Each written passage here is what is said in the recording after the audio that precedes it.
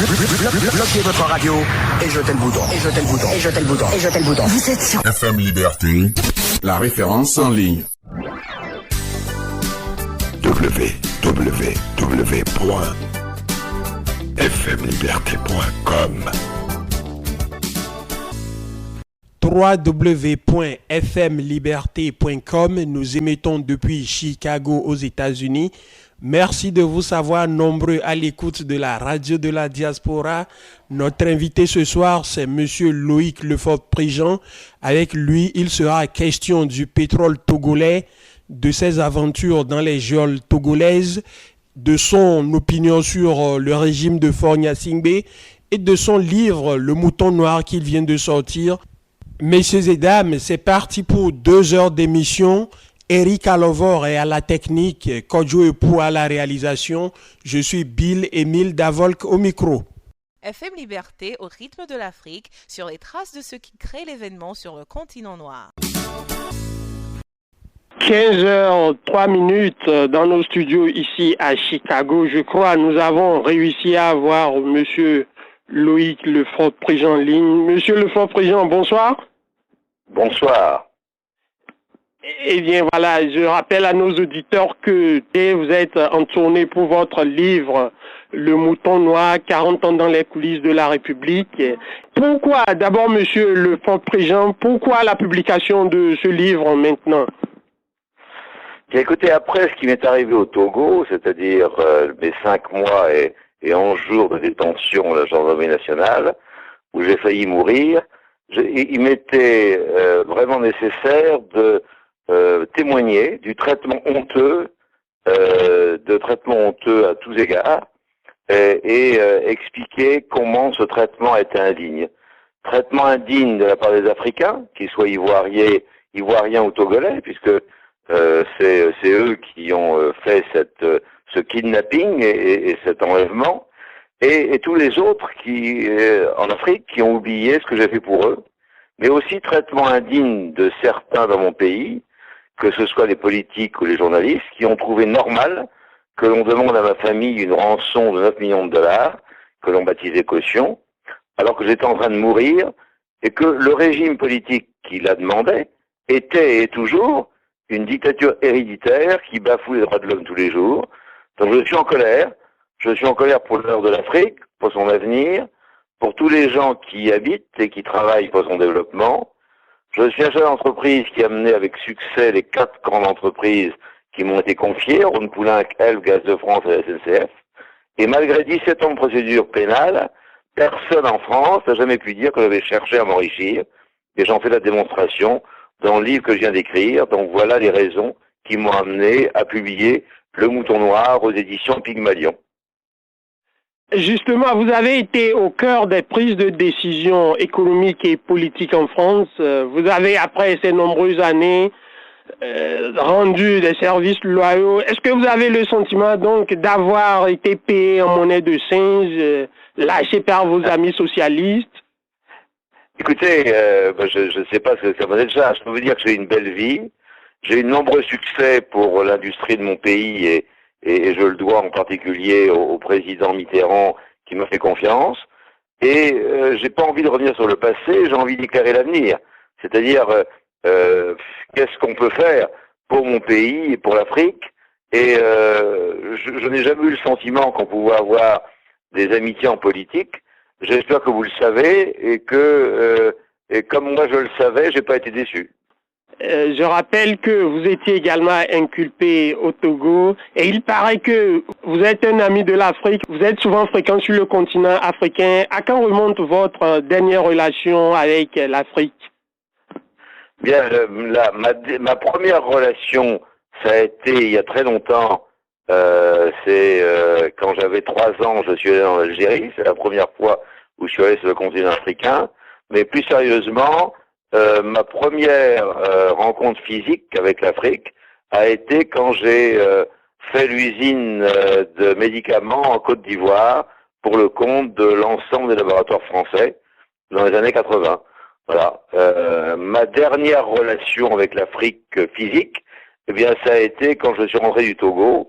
Et tant que je ne comprends pas ce qui s'est passé avec les chefs d'État africains et le président togolais, je n'ai aucune raison de repartir en Afrique et par conséquent, je n'y vais pas. Alors, est-ce que le fort président se considère comme un grand ami de l'Afrique? Laquelle Afrique d'ailleurs, l'Afrique des peuples ou celle des palais?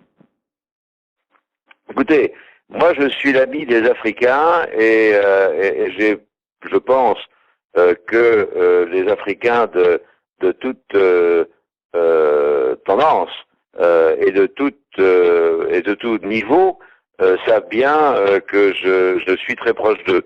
Alors, mon travail, à un moment, en tant que président de l'ELF, a été de rencontrer les présidents des États. Je pense avoir bien fait mon travail. Cela ne me conduit pas forcément à ignorer un certain nombre de leurs pratiques.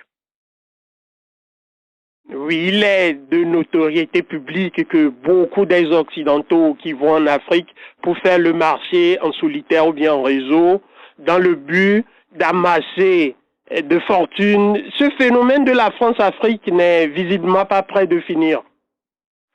Écoutez, moi je pense que c'est pas un phénomène français et ce n'est pas un phénomène particulièrement occidental, c'est simplement que vous avez d'un côté un certain nombre de prédateurs africains qui ont envie de s'enrichir et qui sont encouragés par un certain nombre de gens, qui soient français, américains, chinois ou autre chose. Donc vous avez des gens qui raquettent le peuple et ceci n'est pas acceptable et je pense que nous avons passé trop de temps à l'accepter en Occident et il faut que ça change. Monsieur le fort président, vous avez beaucoup parlé du Togo ces derniers mois, pas toujours dans des termes élogieux. Tout porte à croire que l'évocation du nom Togo suscite chez vous du dégoût. Est-ce que ce sentiment est né en vous avant ou bien après l'affaire Youssef? Écoutez, j'ai jamais été un grand partisan des dictatures héréditaires. Alors, je trouvais la dictature de M. Yadema était longue, et je trouvais que le caractère héréditaire de l'arrivée de son fils n'était pas optimal. Mais maintenant, comme j'ai passé 5 mois et 11 jours à me demander si je reverrais ma mère, ma femme, mes enfants et petits-enfants, à être près de mourir au Togo, j'ai une attitude encore plus claire. C'est-à-dire que je considère que cette dictature du Togo est honteuse pour l'Afrique. Je ne comprends pas que des dirigeants africains continuent à avoir des rapports avec cette dictature, et honteuse pour l'ensemble des nations qui continuent à laisser un pouvoir prendre l'intégralité des richesses du pays, et ce même pouvoir allant pleurer au FMI et à la Banque mondiale pour expliquer qu'ils n'ont pas d'argent, qu'il faut leur donner de l'argent. Donc je trouve ça honteux. C'est honteux du haut en bas en Afrique et dans l'ensemble des pays des Nations Unies. Voilà. Et donc, alors je n'ai rien contre particulier contre les Togolais, bien au contraire. J'ai trouvé que les Togolais étaient des gens charmants, que grâce à eux, j'ai réussi à survivre, parce qu'ils m'ont beaucoup aidé, y compris à la gendarmerie nationale. Donc, je n'ai rien contre les Togolais. J'ai contre eux les 4 ou 5 individus qui raquettent ce pays et pour moi sont des voyous. Voilà, c'est ça. Nous n'allons pas revenir sur les conditions de votre incarcération au Togo, mais dites-nous, selon vous, la justice togolaise pouvait-elle faire autre chose que ce qu'elle a fait dans cette affaire d'escroquerie? Il n'y a pas de justice togolaise, il n'y a pas d'affaire d'escroquerie. Il y a un type qui s'est escroqué tout seul, donc c'est pas le problème, mais il n'y a pas de justice togolaise. Il y a une apparence de justice, alors quand les juges, on les nomme, on les dénomme, on les... Bon, de toute façon, ils sont aux ordres. Donc le juge lui-même m'a dit, j'ai une hiérarchie.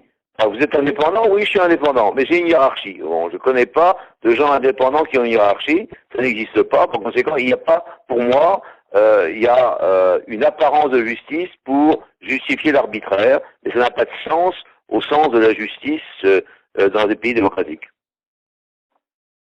Qu'est-ce qui vous a le profondément marqué en bien ou en mal pendant la durée de votre détention à Lomé? J'étais très touché par la gentillesse des Togolais en général, très touché. Et j'ai une profonde affection pour tous les gens qui m'ont aidé là-bas, qui ont pleuré lors de mon départ. Et je reste, ça c'est bien. Et le mal, c'est je suis écœuré par la petite bande de dirigeants qui mettent le pays à feu et à sang. Voilà, je suis très écœuré. Et je suis écœuré par les autres dirigeants africains qui le laissent faire. Monsieur le Froc Président, la question que beaucoup se posent, pourquoi votre ancien ami l'émirati Youssef courait-il derrière des fonds appartenant à un ancien président avec qui il n'avait aucune relation particulière avant le décès de celui-ci, totalement en dehors de ses activités régulières? J'ai mis dans mon livre, le Bouton Noir, facilement 3 chapitres pour expliquer. Alors, en 2 minutes, j'arriverai pas à expliquer ce qui s'est passé, et c'est pour ça que j'ai mis 3 chapitres. Alors, il faut vraiment acheter mon livre pour le savoir. Disons que si jamais cet individu a commis une folie, il a commis une folie. Mais voilà, c'est tout. Et je pense que je n'y suis pour rien. Voilà, c'est tout. Mais bon, mais de toute façon, c'est un problème qui n'a rien à voir avec ce que pensent les dirigeants togolais. Les dirigeants togolais avaient simplement envie de trouver chez moi les 9 millions de dollars qu'ils ont demandé à ma famille et à l'État français. C'est tout ce qu'ils cherchent à voir.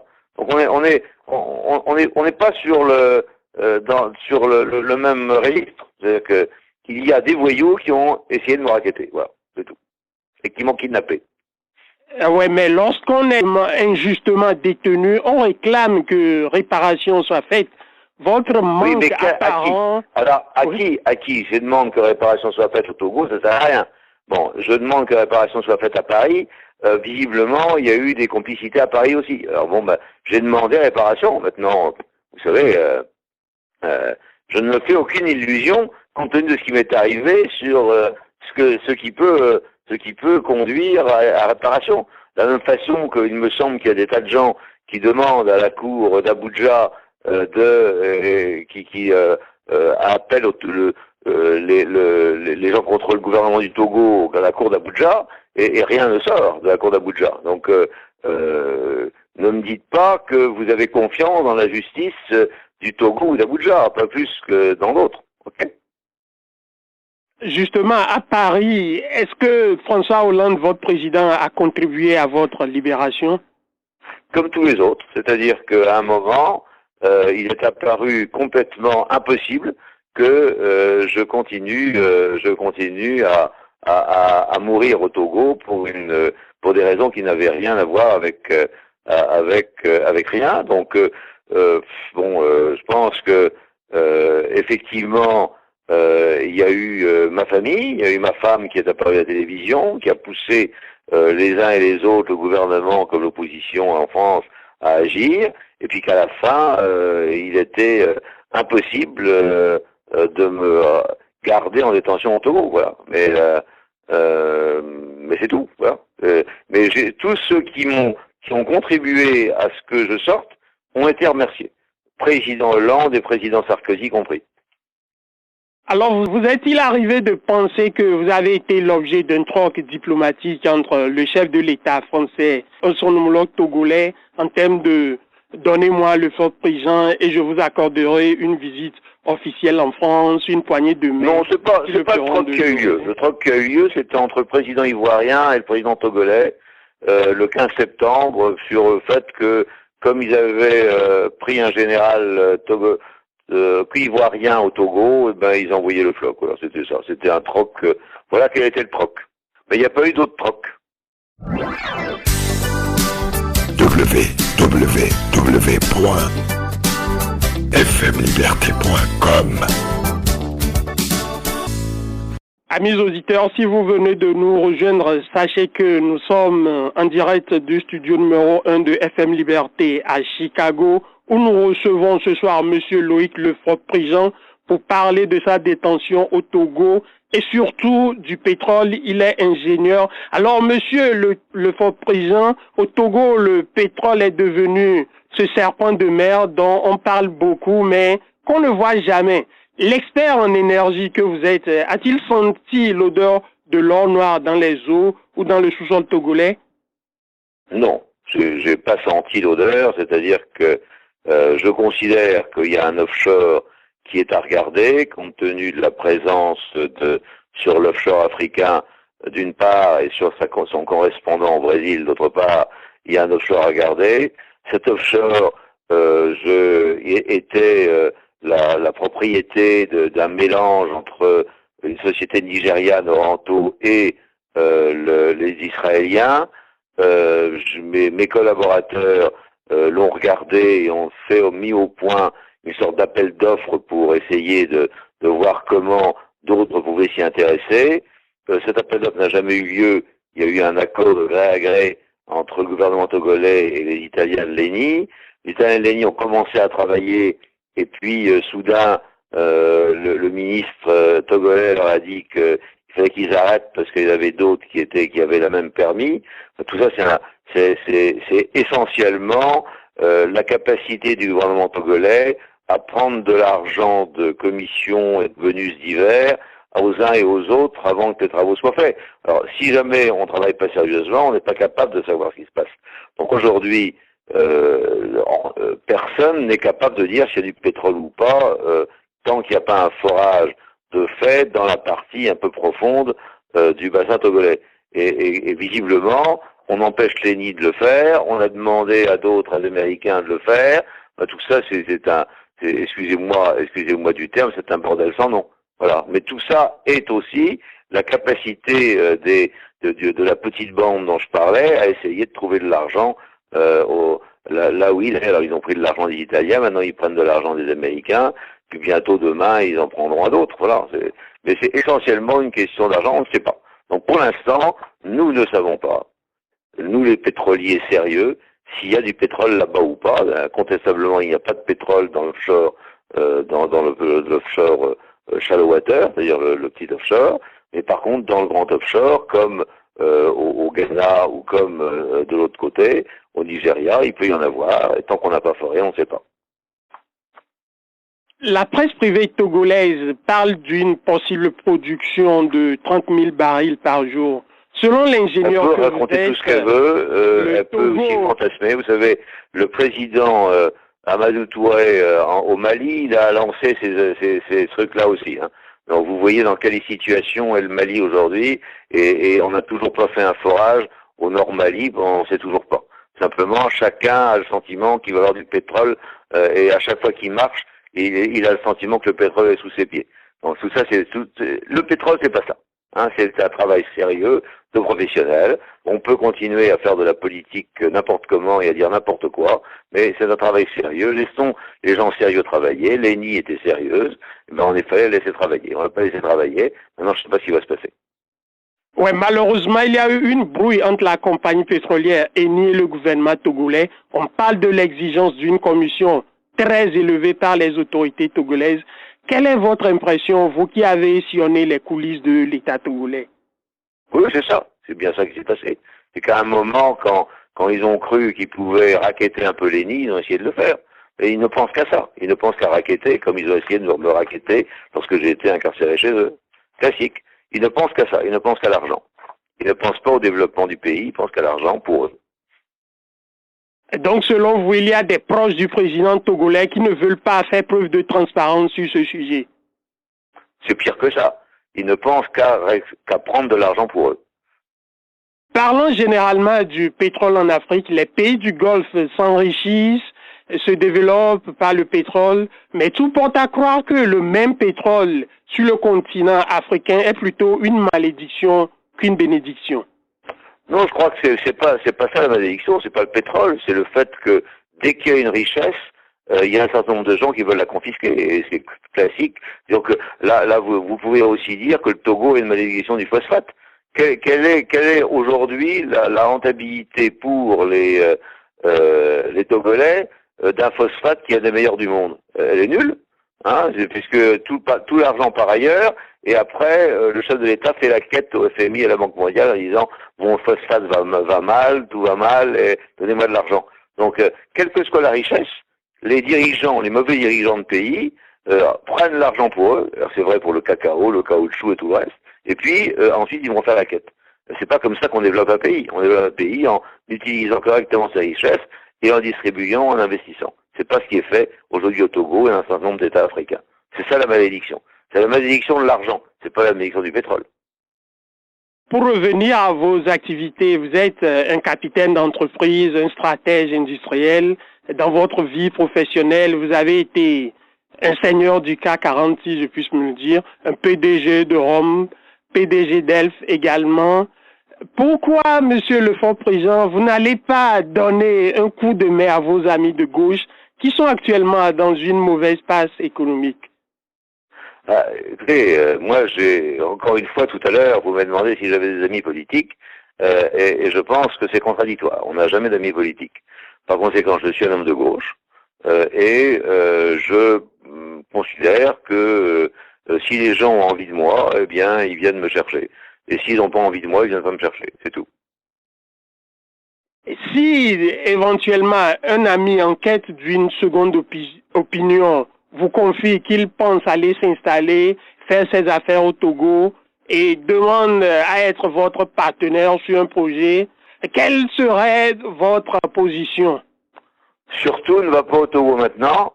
Il n'y a rien à faire parce que tu sais pas si tu réussis, si demain tout ce que tu as n'est pas confisqué, et tu peux aller voir X, Y ou Z qui t'expliqueront comment on confisque la richesse des gens et qu'on les met en prison. Donc fais attention. Et moi, en tous les cas, je n'irai pas. Tant que les gens qui obtiennent de l'argent par arbitrage international n'arrivent pas à l'avoir parce que le Togo considère qu'il n'a pas à payer. Donc, et le Togo ne respecte rien de la politique internationale en matière financière. Par conséquent, il n'y a pas de loi et c'est une dictature. C'est une dictature qui décide de ce qui est grossièrement, ce qui est à moi est à moi et ce qui est à toi est à moi. Donc, comment voulez-vous faire des affaires comme ça? Pas possible. On a l'impression que vous gardez une dent contre les autorités togolaises. Absolument, mais pas seulement contre elles. Également contre un certain nombre d'autorités africaines qui n'ont pas joué le jeu vis-à-vis de moi, alors que j'étais en train de les aider sans demander quoi que ce soit, et qui m'ont abandonné en reste campagne. Et j'ai effectivement, je considère que les gens qui aujourd'hui ne sont pas responsables dans les conditions pareilles ne méritent pas d'être dirigeants de pays. Et je pense en particulier au président de Côte d'Ivoire. Également, votre livre, Le Mouton Noir, publié en janvier, aborde tous ces sujets. Comment se porte votre livre actuellement? Ça doit être un succès en librairie, on imagine. Nous sommes en librairie à peu près partout, dans tous les pays francophones. Ça a été un peu long de l'envoyer au Canada, semble-t-il, enfin dans tous les pays francophones. Et il est dans les meilleures ventes. Par conséquent, il se porte bien. Là, je reviens d'une séance dans le nord de la France, auprès de Lille, et où pendant 2 jours, j'ai eu des gens qui sont venus discuter avec moi du livre et essayer d'en tirer les meilleurs enseignements. Donc ça se passe bien. Alors je souhaite par contre que le plus de Togolais possible achètent mon livre. Il faut comprendre ce qui peut se passer au Togo, surtout les Togolais de la diaspora.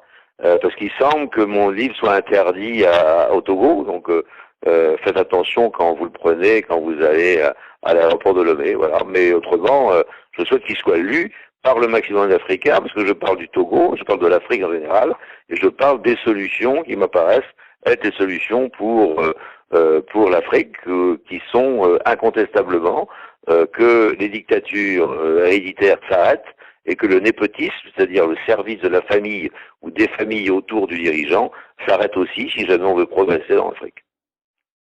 Pour finir, Monsieur Loïc Lefort-Préjean, s'il vous était donné d'adresser un message d'amitié à l'endroit des gens que vous aviez vus torturer dans les prisons, dans les lieux de détention pendant votre séjour à Lomé et par-delà l'endroit du peuple togolais.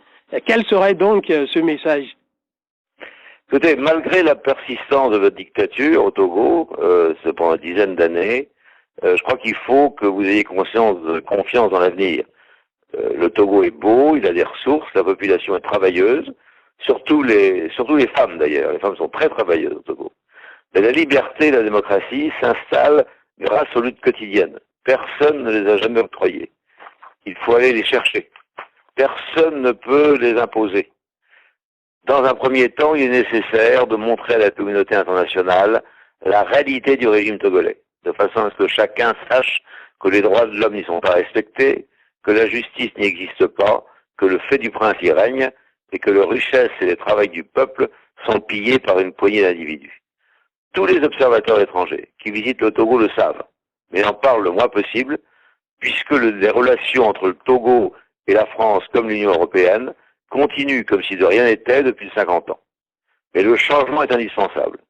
Il est possible, si on le désire vraiment, mais pour cela, il faut faire honte à tous les complices d'un régime en fin de course. Monsieur Loïc Lefort-Prigent, merci de nous accorder cette interview sur FM Liberté, la radio de la diaspora africaine. Merci beaucoup. À bientôt. Eric Alovor à la technique, Kodjo Epo à la réalisation. Je suis Bill Émile Davolk au micro. Nous vous retrouverons dimanche prochain, toujours avec le même plaisir. L'ambiance comme il en existe nulle part ailleurs, c'est sur la radio de la diaspora, FM Liberté.